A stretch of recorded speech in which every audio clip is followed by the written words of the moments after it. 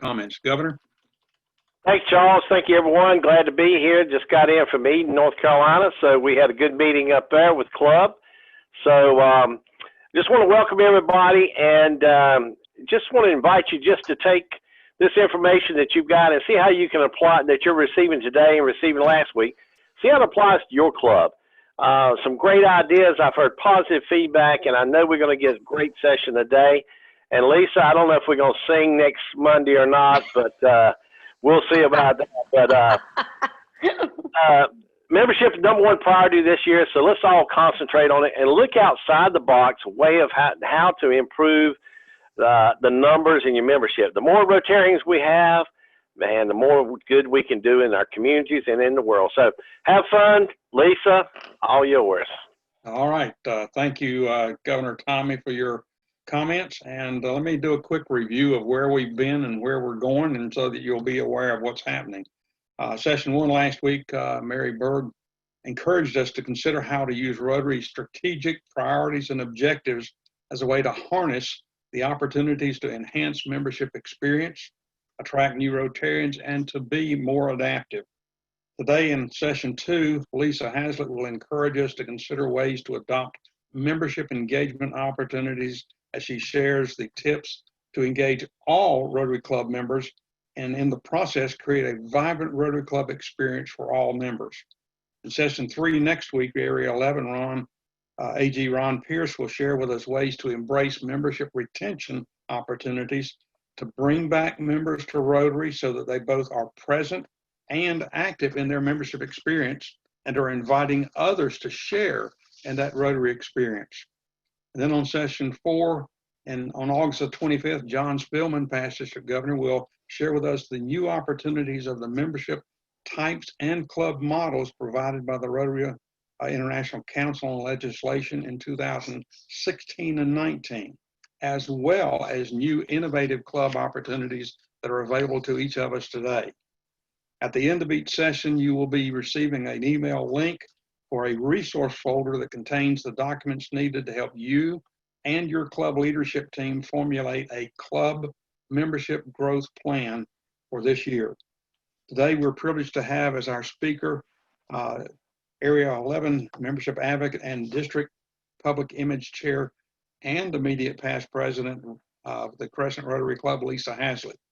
Lisa was introduced to Rotary by Gate City Rotarian Kelly Harrell when he invited her to present a program on the business of music while she was the lead singer of the Radials. Fast forward to 2011, and Lisa had transitioned out of music and into the healthcare field and was looking to find a way to develop a new professional network. Remembering the power of Rotary, Lisa reached out to Abby Donnelly, a member of the Crescent Rotary Club, and she received an invitation to join the club, becoming a member on August the 8th, 2011. Just a year later, Club President Barry Utesh assigned her the first leadership role as membership chair. Since then, Lisa has led the membership and club and district public image programs, and last year she served as club president. Under her Lisa's leadership, Crescent Rotary recruited 16 new members, leading the district in membership growth through 2019 and 20. Lisa, thank you for coming and being with us today and sharing your experience and the tips that you're going to give us today. Lisa, it's up to you. Thank you. All right. Thank you, Charles. And thank you for reading the bio I wrote about myself so well. So I put together a PowerPoint that I'm going to share with everybody. Now, granted, when I started my year, we were not in the middle of a pandemic. However, almost the entire last half of my year, we were in a pandemic. And so the tips that I'm going to share with you today are definitely transferable into the world that we currently find ourselves in, but more importantly, they're transferable back to the world that we know. And so when we get back to life as normal, or whatever that might be, these tips are still going to be relevant. So let's see. Can everybody see my PowerPoint presentation? Yes. Yes. All right, great. So complacency is the enemy of engagement. I went through our district Facebook page and I looked for the picture that looked the least complacent. And this was the Rotary Club of Greensboro. They went to the opera last year. They went to see Pagliatti, and they all got matching shirts and dressed as clowns to go to the opera. This to me is a great example of not complacent and definitely of member engagement. Now, if you guys use the tactics that I'm going to share with you today, you will add members to your club. When our club used these tactics, we added 16 new members. Using similar tactics, Ron Pierce added 12 members to the Guilford Club the previous year. So we have 2 years worth of data to support these tactics. If you do these things, your membership will grow. Your club will become more vibrant. Your members will feel engaged. If you do not, your club will continue to shrink. As John Spillman likes to remind us, change or die. Most new members quit Rotary within the first 1 to 3 years. And the number one reason that members leave Rotary is they do not feel engaged. Membership is a three-parter. It's a triad.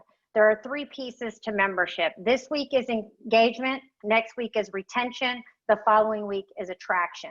What that also means is that membership is both external and internal. So attraction is the external piece of membership. We are trying to recruit people into Rotary. Engagement and retention are internal membership.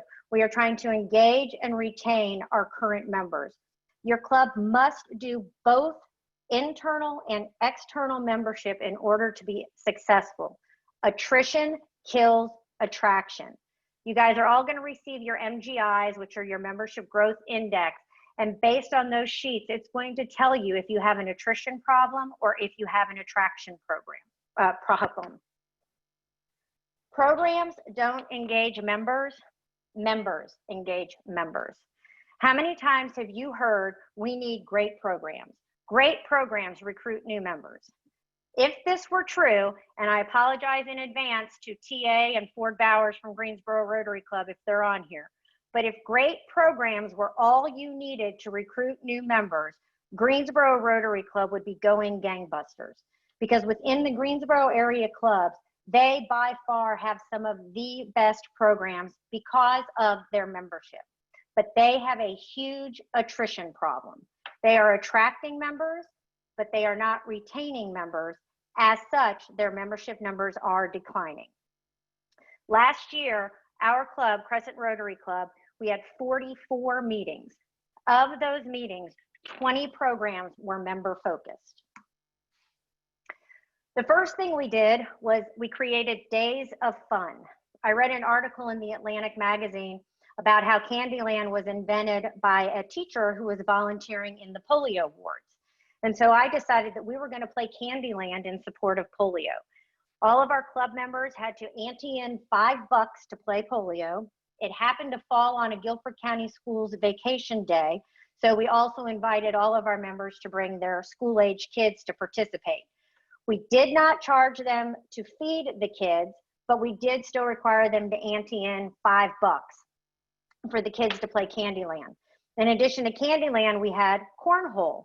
Well, Karen Pollard and Mark Whitty, who is our president-elect, took the cornhole game to a whole new level. They saw how much fun our members were having playing cornhole, and they decided to create a fundraiser for the CART Fund, Coins for Alzheimer's Research Trust. So we did a cornhole for CART fundraiser. So between playing Candyland, where we raised over $250 during lunch for polio research, for our Cornhole for CART fundraiser, we raised over $1,800. Days of Fun. We did a Candyland game for polio. We had a live band come and perform music off of a CD that was recorded to benefit the United Way. One of our club members builds and races go-karts, so he came and spoke to us about go-karts. We did member paloozas because we recruited so many members last year. Instead of inaugurating or inducting them each on their own day, we would do a member palooza and we would celebrate them all on one day. So we would play games so that our members got to know them. We would give red badges. They would serve as greeters at the front door, and we turned the entire day into a celebration of our new members. Member Jeopardy. This was the brainchild of Karen Pollard, who was my membership chair last year, or as I like to call her, Project Nikita. Karen Pollard was a new member. She had only been in the club for a year. I tell you that because a lot of times when we look at who we're going to choose to put on our team, we feel like tenure is the most important part. I believe skills and qualifications trump tenure. If you have somebody with the energy and the enthusiasm and the skills and the qualifications to lead a committee, that's the person that you want in the role. It's why you have senior members of your club who that person can lean on and rely on. So try not to get too wrapped up in they're a new member, we can't put them in charge of anything. If they have the skills and they have the qualifications, then you can put them in those leadership roles. So Karen decided that we needed a way to get to know each other, because my vision and my theme for last year was Crescent Rotary means business. We needed to network with each other. And in order to network with each other, we needed to know each other. So Karen created Member Jeopardy. Every week, another member had to stand up at the front of the room. Karen told us facts about them. We had to guess the question. And then Karen literally threw Smarties at us while we sat around the lunch tables. Now, when we transitioned to the virtual meetings, the Member Jeopardy didn't work quite so well. So Karen came up with 2 truths and a lie.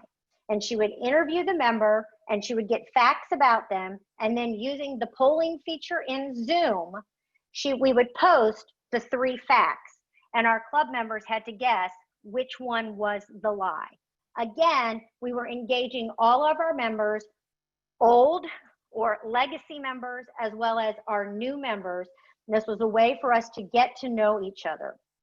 As I'm sure you guys all experience, an hour meeting is not enough time to really get to know each other. If somebody's rushing in, grabbing their buffet, sitting down at the table, and then the meeting starts. And so you don't really have time to socialize or to get to know each other. So we intentionally made getting to know each other a part of our weekly meetings. And we did it in a number of different ways. We also found out that we had a file cabinet in our storage closet that was full of Paul Harris pins. We had been very negligent in awarding our pins in a timely manner. So Greg Brown was my foundation chair last year, and I put Greg Brown in charge of cleaning out that file cabinet. We had 4 programs last year that were dedicated to the Rotary Foundation. We awarded pins.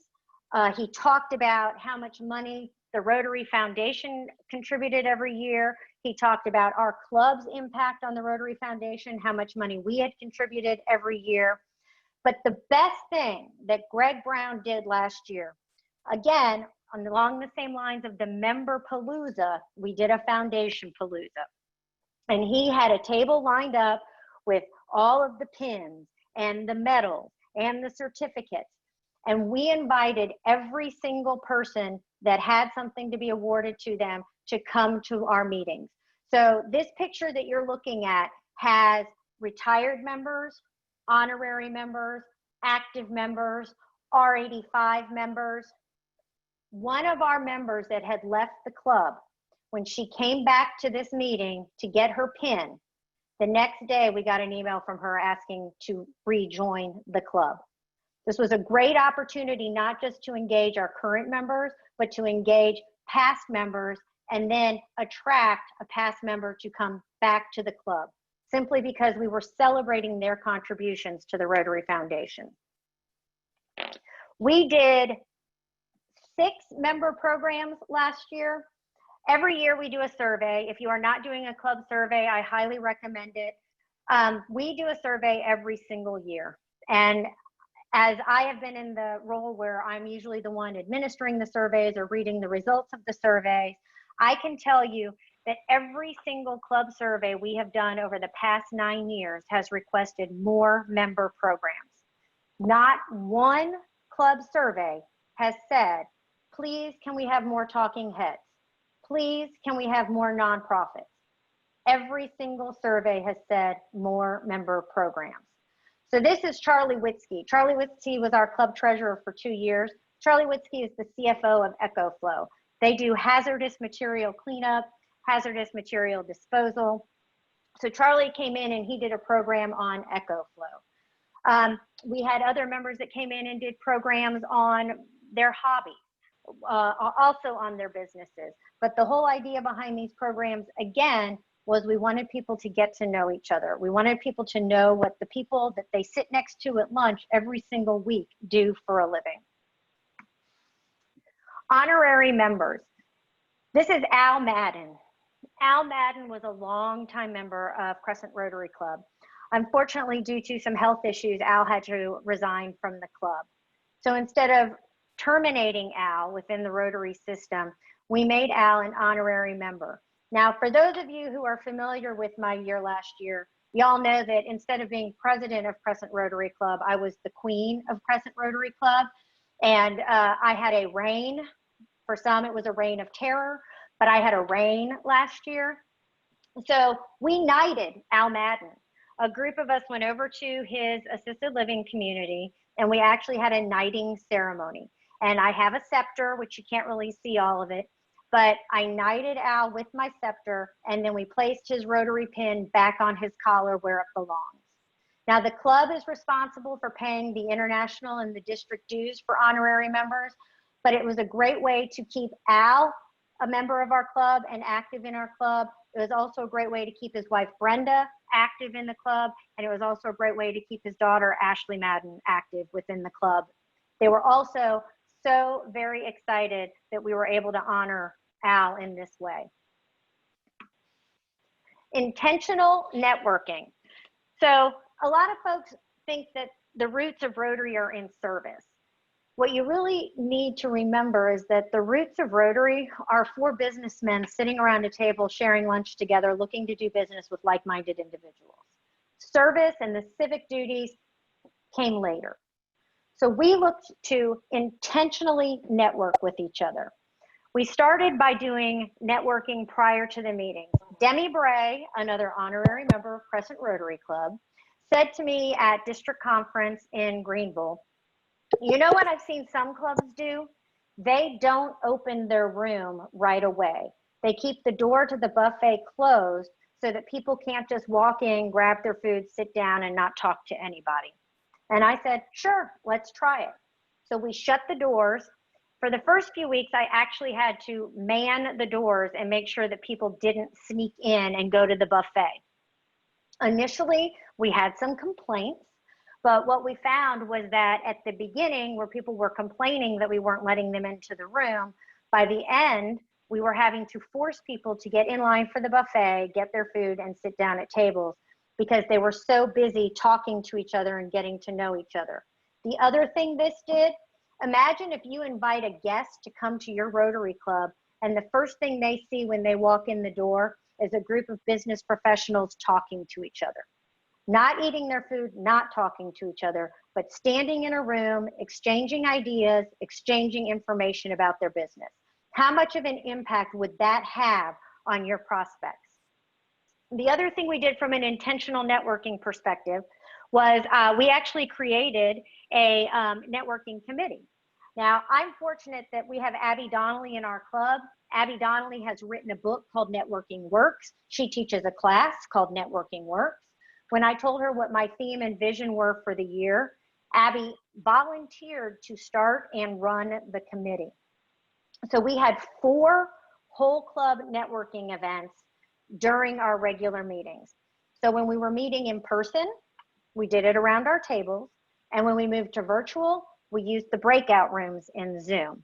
Zoom has a lot of features that if you haven't had the chance to explore, I really strongly advise you to explore them. There is not a lot that you cannot do if you use all of the features that Zoom have to offer. The other thing we did when we moved to virtual, much like you have a greeter when we're meeting face-to-face, we had greeters when we met virtually. So the first thing we did was we added it to our Blue Badge contestant checklist, which means that all of our new members, in order to go from Red Badge to Blue Badge, they have to complete a checklist of items. And one of those items was they had to be a greeter. And so that new member would log into the Zoom room early, and as members would log on, they would welcome them and they would engage them in conversation, and they facilitated a pre-meeting network. So this way, not one person can monopolize the conversation. But the other great thing is, much like we all wear our name tags when we go to lunch, when you're in a Zoom meeting, everybody's name is on the screen. So our new members got to know everybody's name because they could see it on the screen. And all of our members got to know the new member because their name was on the screen. So again, our concern is engaging those new members so that they don't leave.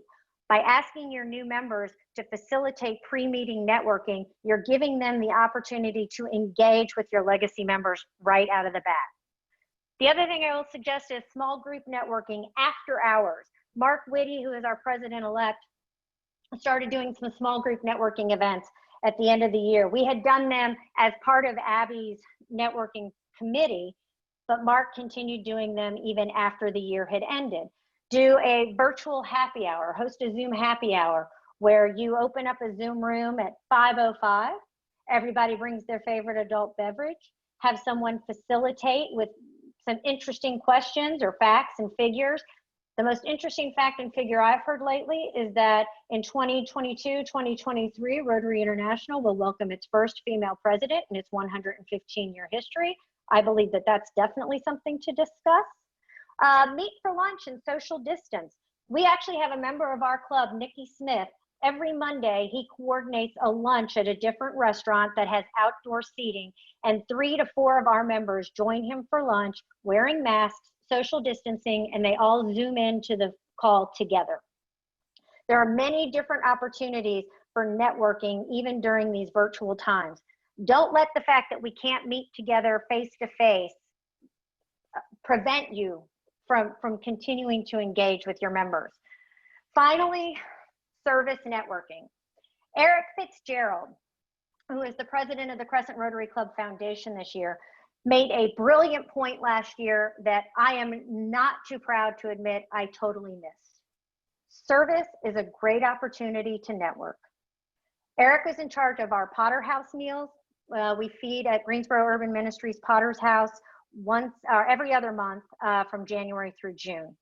And Eric brought up the fact that every month when he goes and he serves the homeless at Potter's House, it gives him the opportunity to network and get to know our club members. He gets to have conversations with our club members at the Potter's House that he otherwise probably wouldn't have gotten to have with them during the 5 or 10 minutes prior to a meeting when everybody's trying to rush through lunch. The connections that you make in service, club, area, district service projects, all of them provide the opportunity to make new connections in Rotary.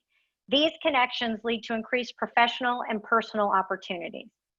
But I caution you, be careful. There are 4 opportunities in Rotary. Our district has identified that Rotary presents 4 different opportunities. They are professional networking, leadership development, fellowship, and service. Be careful that you do not solely focus on service, because if you do, you are alienating a portion of your membership, but more important, you are alienating prospective members. So, as membership chairs, membership co-chairs, members of the Membership Action Committee, presidents-elect, whoever else is on this call that I have left out, assemble a membership team. We had 6 people who oversaw our membership team, but our membership team grew from 78 to 97 over the course of last year. And I say that because membership is a whole club effort. 100% of your members are on your membership committee, but assemble your membership team. So we had a membership chair and a membership co-chair. We then had onboarding and new member engagement, and we had member engagement. Total, I had 6 people that were heading up membership, and those 6 people then oversaw the rest of the club and the rest of the membership activities that we did. So you have onboarding and new member engagement, legacy member engagement, and then you need to be able to hold your team accountable. So Karen Pollard was my membership chair. Sean Straub was my membership co-chair. We had a spreadsheet where we tracked our new members. Where were they in their red badge process? And if we got stuck or if we didn't have an update, Karen and Sean could go back to Tommy Webb and Mitzi Ellis, who were my onboarding and new member engagement chairs, and find out where are we in the process, what do we need to do to move them to the next level. So hold your team accountable. Track where your new members are in the process. Work with your programs chair to block out dates on the calendar for member programs. You have to be proactive about adding member programs to your calendar. So sit down with your programs chair, sit down with your president, and determine how many membership programs do you want to have. We had club assemblies, we had member programs, we had days of fun, we had foundation meetings, and then we had networking meetings. So those were 5 different categories of membership meetings that I needed to block out on my club calendar last year. And then we found programs that related to those 5 areas. But you have got to be intentional about marking those days on the calendar. Don't just say, when we have an empty day, I'll put a member program on. Go ahead and mark that day and fill that spot. Work with your public image team to promote both internally and externally. I see a lot of folks that promote their programs through social media. That's awesome, but what else? What else are you doing? The picture that I have behind me, last year we used some of our lunch money to send an ice cream truck to YMCA Camp Weaver. Camp Weaver was open during the quarantine for the children of first responders and healthcare professionals. We found out, we called the Ice Queen. The Ice Queen took her truck out to the YMCA. We provided ice cream for all of the campers and all of the staff. It counts as a service project. We used our lunch money for it, and it cost us about $200 to do it. And then what I did was I reached out to these different organizations that we supported, like the YMCA, like Senior Resources, like the Family Justice Center, like the YWCA, and I asked them to make us videos saying thank you for our contributions. And I then blasted those videos out both internally and externally. I posted them on social media. I put them in my weekly newsletter to the club, and I showed some of them during our actual club meetings. So again, I'm marketing internally and I'm marketing externally. I'm reminding our club, this is how your money is being used. This is the impact that we are having. And I'm showing the outside world, this is what Rotary does. This is how we adapted to this new world. This is how we are using our money to continue to make an impact. You must be intentional in your engagement. And as Terry Weaver likes to say, hope and prayer is not a strategy. So you have homework, because this is supposed to be all about learning. So the first thing that I will ask you to do is to visit another club. Because we are living in a virtual world, I highly recommend visiting the E-Club. The Global Trekkers have been meeting virtually from day one. They've got it down. They are an international club. Kay Danes is on the Zoom meeting today. Clay is in Australia. They have international programs. If anybody is an example of how you can make virtual meetings work, it is the E-Club. They have never been landlocked, and they have always taken advantage of it. They meet on Wednesday evenings. You can go to their website and register for their meeting, and they will send you a link so that you can tune in to their weekly meeting. So please visit the E-Club, see how they are doing things virtually. I promise you're going to walk away with some ideas.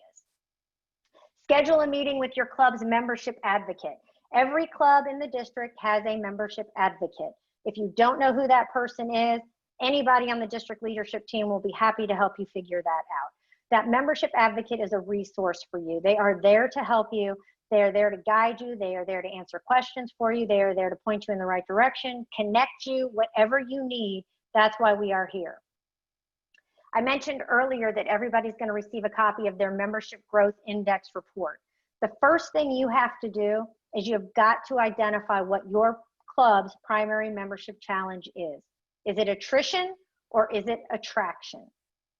Secondly, you're going to need to identify your engagement tactics that your club can implement, and you're going to receive a blank copy of the membership growth plan. I'm asking you to just complete section 1 of that membership growth plan. Last year when we had our membership summit in person, I had Karen Pollard, Sean Straub, Corinne Allman, Sharon Schlachter, and Rotary 411 himself, Patrick Eek, sitting at a table. And we literally went through our membership growth plan and we put together our plan for growing our club in 2019 and 2020. It's a lot easier to meet goals and exceed goals if you have a plan. And finally, before I open it up to questions, I would like to just say one thing. Too often I hear we don't want warm bodies, we want good Rotarians. But who are we to determine who will or won't be a good Rotarian? We need to stop making choices for others and let them choose for themselves. Allow prospects to choose to become a Rotarian by asking them to join. Allow members, new and legacy, to choose to be a good Rotarian by engaging them in club decisions. Give all of your members a voice and a choice. Allow members and prospects to choose to be good Rotarians. And finally, I'd like to share with you my motto. I use this in my personal, professional, and Rotary lives. If you don't ask, they can't say yes.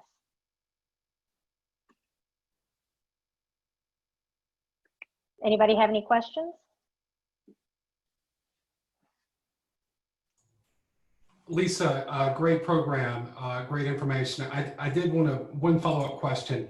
You do 2 truths and a lie. Is that the entire program? You profile multiple members, or is that just a piece of your program? It's a piece. So the way that our club functions from an agenda perspective is the first half of our club is club business, and the second half of our club meeting is the program. So we will start off with club announcements, secretary's report, and we started putting in the member Jeopardy, and then when we switched to virtual, the 2 truths and a lie. So we really take advantage of the first half of our club meetings to make it about the club and to make it about our members before we turn it over to the program.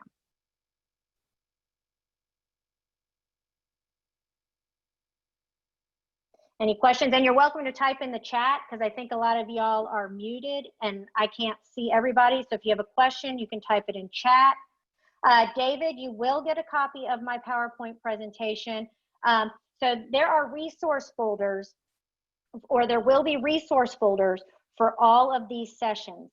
In my resource folder, you will see a copy of my PowerPoint presentation. You will also see the sheet that I created at the end of last Rotary year when we had to convert from in-person to virtual, and the systems and processes that we put into place in order to make those changes. There is also there's a sheet with questions that you can ask to sort of start a conversation around networking, small group networking or after hours networking. And then finally, what I did was I took all of the membership Vision 2021 check boxes that we need to achieve this year, and I put that in there too. So instead of having to comb through all of the different Vision 2021 requirements, you will just have a sheet in there that just tells you what you as membership chair are responsible for.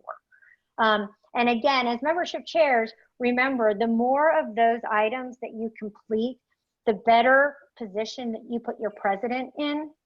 But also, I looked at our Vision 2020 goals as a roadmap for how to run our club last year.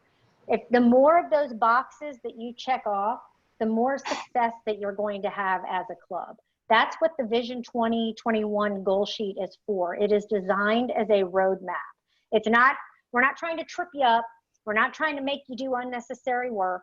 We're trying to provide you with a guide that will lead you to a successful and vibrant club. Lisa. Lisa, I want to thank you for a great presentation, and I want to concur with your comment about we have to engage your members. That's so important. The retention is a huge part of what our membership problem is in Rotary. And I like to say that Rotarians are like a border collie. They need a job. So give them a job, you know, particularly the new members when they join, figure out, talk to them, find out what they would like to do, what they want to do, how they would want to contribute to the club, and get them actively involved right away rather than waiting for them to come and say, geez, is there anything I can do to help? Because that doesn't work, because they'll leave before they do that. It's true. You have to be proactive. And I know something that Tommy is stressing this year is that the club set up care committees. We did that last year as well. What we did was we took our entire membership list and we divided it up amongst our board members. So each board member was responsible for babysitting 5 or 6 members each. So it's not too overwhelming to the board member. And so essentially I would sort of put out that phone tree request and say, hey, can everybody please take time this week and reach out to your members? Hey, we had this member, actually in one situation I said, hey, we had this member resign. They said they don't feel engaged because of COVID. They're not comfortable with technology. His best friend in the club is so-and-so. Who's got him on their list? Can we please follow up with that person to make sure that we're not in danger of losing them as well? So it's, again, you've got these board members, you've got these committee chairs, use them. It's just like the membership advocates, use them. As a club leader, it is not on you to do everything. You shouldn't be trying to take everything on. You need to be able to delegate. You need to be able to put out the request. You need to be able to activate that phone tree if you need to. Siler City Club met this morning and we took Richard's advice about retention. And Jim Wall just jumped on it with both feet about writing notes to the members to keep them engaged. We only had about 8 of us there for our first Zoom meeting this morning. But they were really enthused about that. And Richard, they're going to really jump on that good.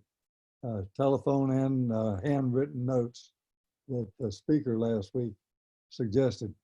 Yes. And before I forget it, does anybody know which the club is that's turning the pigeons loose? We've got a real opportunity. Yes, that's Surrey Sunrise. Surrey Sunrise. Did you get that, John? Surrey Sunrise. He froze. Can somebody maybe send him an email with that Yeah. information? Kay, Yeah. you were raising your hand. She's up awful early. I hope you have enough coffee down there. I just ran out. Wonderful presentation, Queen. And The first just- 3 birds home win a prize if you've got their number. So we're only selling 200 tickets. So if you know about that already, tell me what y'all's experience is. And I'm just blanking on the name of the club that came up with this idea. It's such a great one. I apologize to them for not being able to give them credit. So I hope some of you know who that is. We do, John. Thank you. Thank you, John. Go ahead, Kay. so in the colony here in Australia, we're used to the Queen reigning, so you would have done really well down under. But I had a point, 2 points I just wanted to make on the vision goals as the roadmap. Last year, District Governor Perkins said us all, sometimes I think he's just ours, but we have to share him with you. He set us some really amazing goals, and I know District Governor Tommy has as well, but those goals really are a roadmap, and they really helped our club towards success. One of the tricks to the goals, though, is to make sure you don't leave it to the end of the year in filling out, and because there's a lot of goals to tick. And so we did that weekly, so that was really helpful to do that. And the other thing I really liked what you said about the qualifications aspect of members, and our club found this, well, actually this wonderful man found our club, Michael Jerome, and he's Mr. Polio to us, and he's on screen in the group. And this member, I mean, he hit the ground running. He is engaged everyone on our team. He's encouraged them through letter writing. He's encouraged them through service and action. His experience is unbelievable. And he's really reminded us how important polio is, because as older Rotarians, we can get a bit stale. And when that fresh blood comes in, they really invigorate you. So he's now our Polio Plus chair. And thank you, Christy, he made Inside Edition of the Piedmont magazine. So he's a real rock star. So I love that you mentioned that aspect, to engage new members and get them working. Right. And we, so to your point about not waiting until the last minute for the Vision 2020, I actually, I made that part of my vice president's role. It was her job to track Vision 2020 for us. And so she was responsible for going into DACDB and updating so that we knew where we stood, what we were missing. And then at our monthly board meetings, she would report with regards to where we were on Vision 2020, what we were lacking, and what we still needed. And that's how we did it. So that's an excellent point. Assign who in your club loves numbers, who in your club loves checking off boxes. Put that person in charge of tracking Vision 2020 or Vision 2021. I don't know what year we're in. Karen Pollard. There was somebody asked in the chat if you would put the club survey that we use in our club in the resource folder. So I just want to make sure you saw that. Yeah, I'll pull it down off of Google. And actually, I'll tell you, Patrick Eakes, because we have Rotary 411 in our club, so we get access to a lot of stuff. Patrick Eakes actually had found this survey from another district, I believe, and sent it to me. And I had my vice president recreate the survey in Google Forms, and then we used that. So that's the other thing that I will tell you about Rotary. And we actually kind of had this conversation a little bit yesterday in our summit planning session. Don't try to reinvent the wheel. There is probably already a solution out there that exists. Steal it. That's what I did. I promise you, I am not a creative individual, but I can copycat like there is no tomorrow. I saw what Ron Pierce did in Guilford Rotary Club the year before I was president, so I just copied what he did. I couldn't copy it at the level that he did because he is a lot more tech savvy than I am. So he created a Minute to Win It video game. We played Candyland. But find out what other clubs are doing and blueprint it at a level that your club can sustain it. Don't feel like you have to create something. Just copy it. Okay, that's great. Gosh, what a great presentation today, Lisa, and great questions. Thank you for each of you joining us for session 2 today. And I know you've gotten some great tips for what we're going to do. I want to make sure that you remember. Thank you, Kay. Tomorrow you will get a registration reminder for sessions 3 and 4. And so be sure and register. You do need to register for each session. They're individual registration because we're using the Zoom format. And so I want to remind you, you've already heard it recommended, begin now of the process of working on your club with your club membership team to formulate your club membership growth plan. That is critical. That's in session 1 folder. If you need some help with that, be sure and let us know. Again, thank you for being with us today. This is a great event, and we thank you for taking the time from your schedule. And thank you all, and have a good evening. You too. Thanks, Charles. Bye, y'all.